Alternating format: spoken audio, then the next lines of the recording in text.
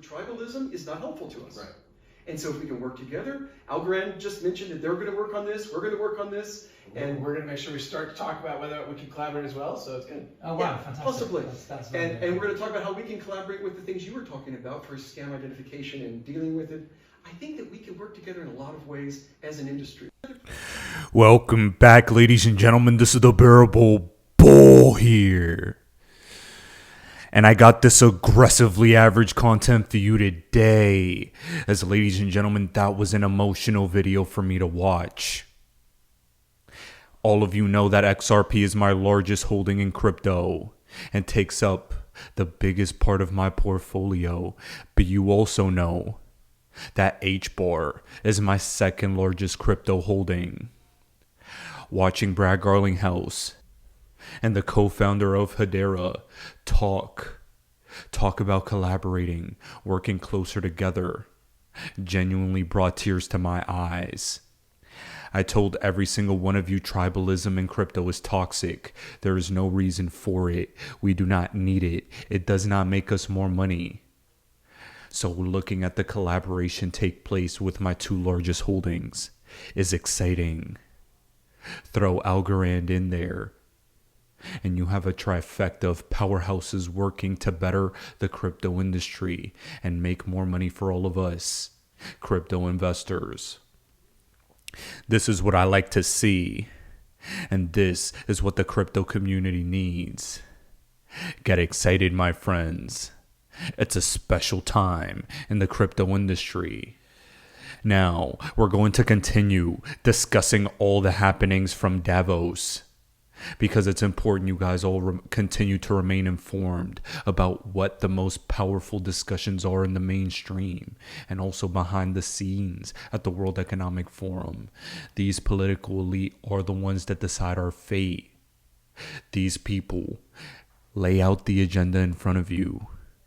And I have a number of bullet points that I specifically have to take away from Davos. The biggest one being the CFTC is likely going to lead the way for crypto regulations over the SEC. The SEC is disempowered. The entire world is on the precipice of crypto adoption, regardless of the US lagging behind with regulations. I believe this will be the year for stablecoin regulations. I believe CBDCs will be full force, full-fledged attack back half of 2024 and into 2025. And these are all things I've been taking into account. AI is going to make major strides in 2024 and really hit all of humanity right in the face. And these are all things you need to be prepared for.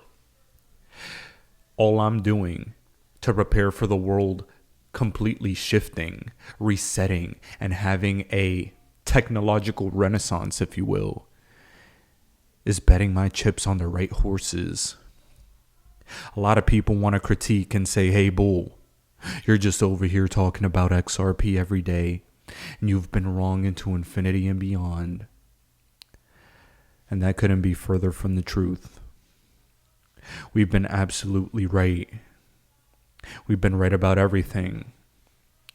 They'll call you crazy until it happens, and then they call you a genius when it does. When they can no longer benefit, that's when they acknowledge the truth. But they'll have been on the sidelines watching all of our rises, and we would have all become the new 1%. Ladies and gentlemen, I see no better way than for all of you to see for yourselves what impact Ripple has had and what impact XRP will have moving forward than to listening to Brad at Davos. The past couple videos I've been reviewing quite a number of clips from Brad Garlinghouse, and the reason is this is the most active I've seen him at Davos. He's been there every year for the past couple years, but this is the one where the World Economic Forum really showcased him. Ripple took out the dirty laundry of regulation here in America. We did not benefit from the price in the last bull run. But it's because we had a more important job to do, and that's to make the crypto industry thrive in the States. We pioneered a path forward, my friends. And yes, we lost out to the likes of Dogecoin in the 2021 bull run, as frustrating as that is. But while nonsense was making millions, the big boys were building bridges. I believe that a lot of utility tokens that did not get a full-fledged moon mission last cycle will benefit handsomely this one. The likes of XRP, HBAR, and Algo as a few examples. Because real solutions, when real problems arise, will make a real impact on price and our portfolios. And I can't stress this enough. My friends, the time for waiting is gone. 2024 is the year of a full-blown breakout for crypto. Millionaires will be made if you've been positioned for a while and if you know how to play the game during the bull market. And I'm warning all of you, position your pennies next to these billionaires' dollars and you will become the new 1%. Guys, I'm going to start playing this clip and breaking it down step by step so you all realize how bullish you need to be. And if you haven't been paying enough attention to crypto over the past couple months, or even in 2023, you better pay extremely close of fucking attention in 2024. Today, joining me right now here at the World Economic Forum in Davos is the CEO of Ripple, Brad Garlinghouse. Brad, great to see you. Great to see you. Thank you so much for being here. I want to get your take on the impact of this ETF approval. What have you seen? Well, I think it's a very big deal, in large part because I think it's further validation from institutions and even in this case, a government entity where, the crypto has been on kind of the outskirts, I think, and increasingly you're seeing that come into the mainstream. And so I think it's a validation. I think it's further indication of more institutions coming into the crypto asset market. Ladies and gentlemen, how many times have I told you the exact same thing? It genuinely means the world to hear Brad Garlinghouse echoing that sentiment. But also understand that now on standby will be an Ethereum ETF as well. This is institutional credibility for the crypto industry with the Bitcoin ETF. Bitcoin opened the door for Ether.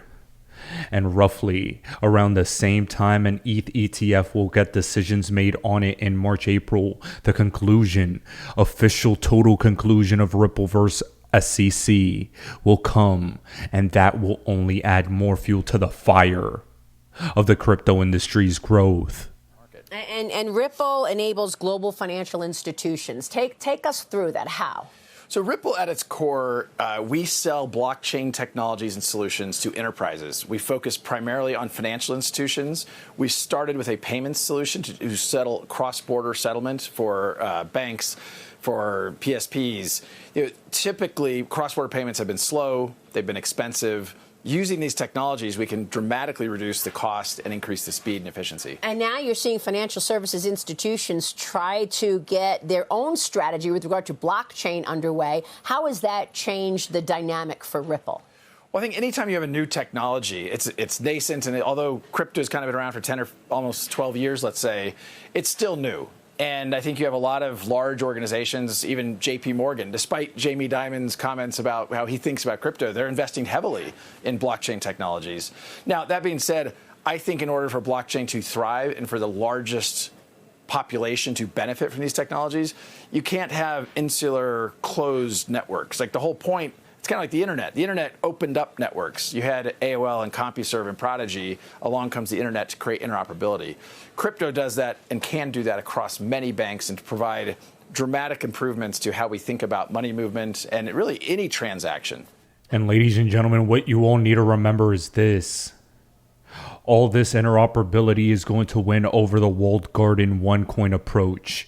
The maxis will never win against the totality of the crypto market. And if I were to bet the field or Bitcoin, I will bet the field in this technological revolution.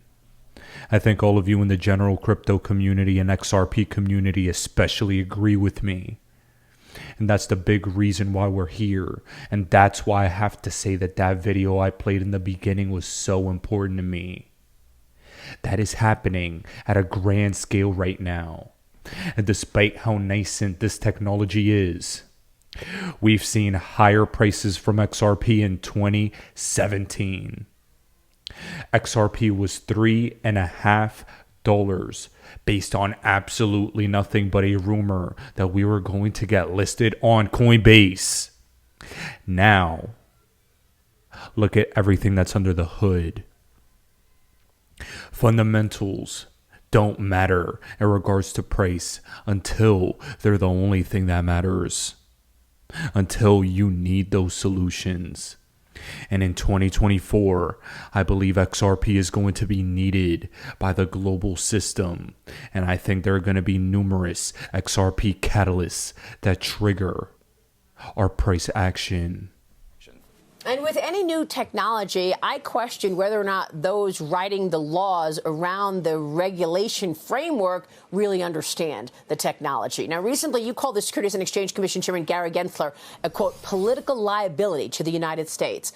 You said he's acting in the interests of citizenry or the long-term growth of the economy, that he's not acting on behalf of customers and users. Tell us more. Well, look, I think Gary Gensler has prioritized hiring more lawyers to litigate the industry. And this is often described as, or kind of regulation through enforcement. If we just took the time to codify rules of the road, most of the industry in crypto wants to follow the rules of the road. Countries around the world have leaned in. Even the European Union, 27 countries in the European Union have come together to create a construct for how crypto should be regulated. In the United States, we haven't done this work. I jokingly suggested maybe what we should just do is type into ChatGPT, how should the U.S. That's more than the U.S. SEC has done. And it's frustrating. And I think I guess yesterday there was a court hearing between Coinbase and the SEC. And the judicial system continues to slap down the SEC because they're overreaching. They're overstepping what the laws say. It's the reason why they lost the case against Ripple. It's the reason why they lost the case against Grayscale. It's the reason why they were dragged kicking and screaming to have an ETF. Thus, as I was quoted, I think Gary Gensler hasn't been acting. He's been acting on almost his own agenda, not the people's agenda in the United States. I wish I had a clear answer to that. I think these are technologies that are here to stay. And the ETF approval is, I think, further indication of that. It's just frustrating that we're spending so much time in the judicial process to get clarity when we could do that, as many other countries like Japan, the UK, the UAE, Switzerland, here in Switzerland. These are not small economies. They're doing the work to provide that clarity. And in the U.S., I think it's become a political agenda, not a policy agenda. Now, ladies and gentlemen, like a lot of you know and realize already, the SEC was handed a massive punch in the gut in their court case against Coinbase. And something I've just been noticing, with the loss the SEC suffered against Ripple, with the loss the SEC suffered against Grayscale, and with the loss the SEC just had against Coinbase, is that frankly the SEC doesn't have the lawyers. They do not have legal talent. They cannot enforce these cases because competent lawyers, they don't want the job because the long term is on the other side of government tyranny.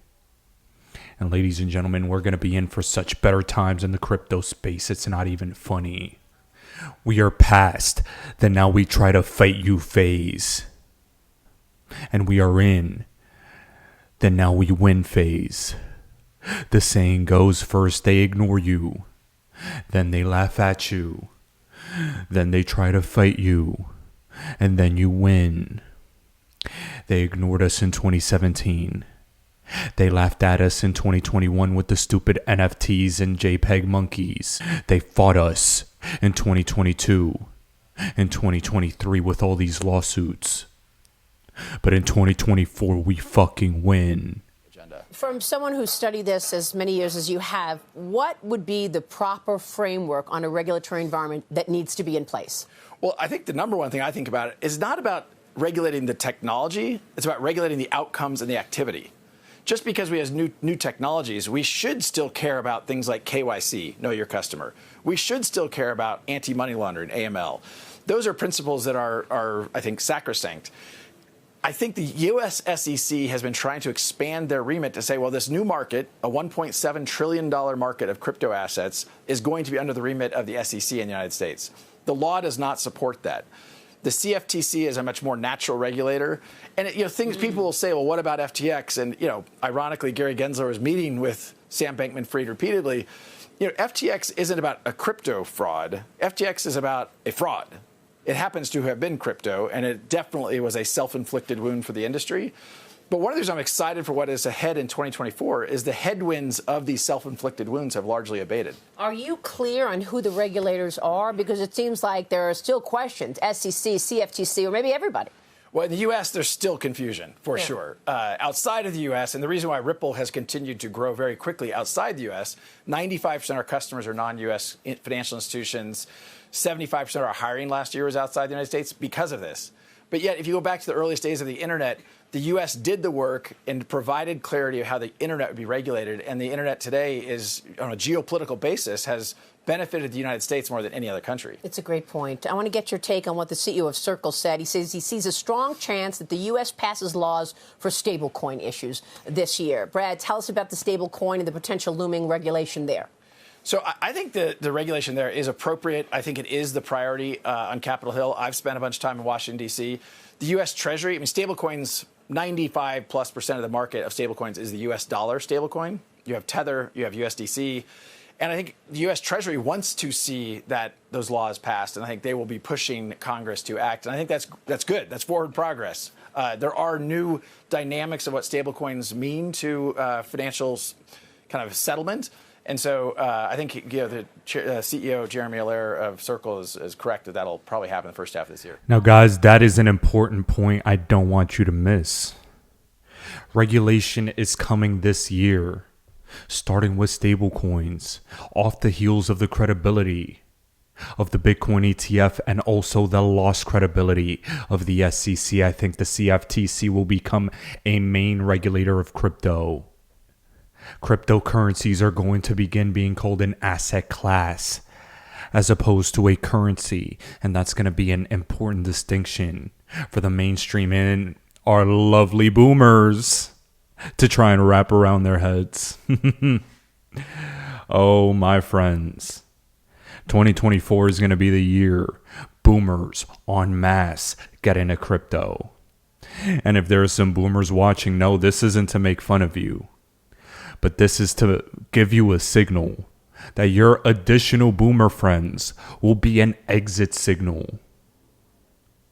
Once things are so easy that your friends who are not tech savvy and people who used to hate on crypto before are now getting into it, once they start getting into it, that is a top signal. That means the bull runs over. That means they're about to rug the market, and you won't know it. Crypto is the future, but you need to understand market cycle phases, and that is how we enter into the new 1%. Ladies and gentlemen, if you haven't done so already, get your aggressively average apparel down in the description below today, as we're about to have our second drop of merch in the next week. This is going to be a special time to be alive for the XRP community, and continue to flood my emails with photos of all of you wearing them. The XRP community is going to make a ripple in space-time, no pun intended. And I created this in order so we can all find each other out there in the world. 2024 is the year of regulation and XRP adoption. And I hope every single one of you take advantage of what's to come.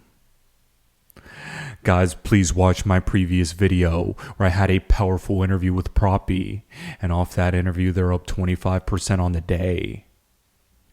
And finally, I am going to be posting one of the biggest and most important videos for the masses I've ever posted in the next coming days. An El Toro Loco special. An hour-plus long marathon of some of your favorite XRP content. Now, guys, I'm going to leave you all on a high note with Brad Garlinghouse capping off this video for today. And remember, we're almost there. Generational wealth is our birthright. And by the end of this year, I 100% believe we will become the new 1%. Ladies and gentlemen, this is the Bearable Bull here. Thanks for tuning in. As always, I appreciate every single one of you. Now I'll be back tomorrow with another video. Piece in the Journal this morning on how China's crypto traders are evading the rules there. They write this: the success of the country's crypto traders in evading the rules shows how difficult it will be for regulators across the world, including the United States, to actually police this industry. Your reaction? You know, I think there are elements of that with any new technology. You know, there's obviously the Great Firewall of China is something that has, you know, people have sought to circumvent, evade within China for, you know, probably a decade or two. I think, again, if you think about the activities that these technologies enable, KYC still matters, AML still matters, and ultimately, today, you know, there are the off-ramps through typically exchanges like Coinbase that are very good actors, where I think you are able to enforce these kinds of regulations. That's part of the, you know, the self-inflicted wound of a settlement with Binance, the largest exchange in the world, with the U.S. government, you know, I think a few months ago. Well, that settlement you just referred to, congratulations to you and to Grayscale. What does this mean for you in terms of new business opportunities now that that's behind? Look, Ripple really thrived under the scrutiny of the SEC, but outside the United States. My hope is that now that there is at least clarity for Ripple that XRP is not a security, that opens up the U.S. market a little bit. The challenge, of course, is you still have U.S. regulators who are pretty hostile, right? The SEC continues their litigation, enforcement through litigation, and you know, even the OCC has been pretty negative about crypto. My view is this is a technology, this is an asset class that is here to stay. We need to embrace it and understand that. And I think ultimately the U.S. typically gets it right. It just has taken a little while. So what's the pushback for Jamie Dimon, who was on the program last week, saying, look who's using crypto, you know, terrorists, look who's using sex traffickers? You know, my reaction to that is terrorists and sex traffickers use cash. If you look on a percentage basis, I'm not trying to say that any new technology, bad actors can use any new tool. Bad actors will use AI. Bad actors will use crypto. I think there are a lot of very good actors in crypto who are doing the right thing. Ripple only works with regulated financial institutions. You can't have anonymous transactions using Ripple's technology. So, you know, some of those things I think are good political talking points. They're not reality. Yeah, well said. Brad, great to have you this morning. Thank you. Thank you.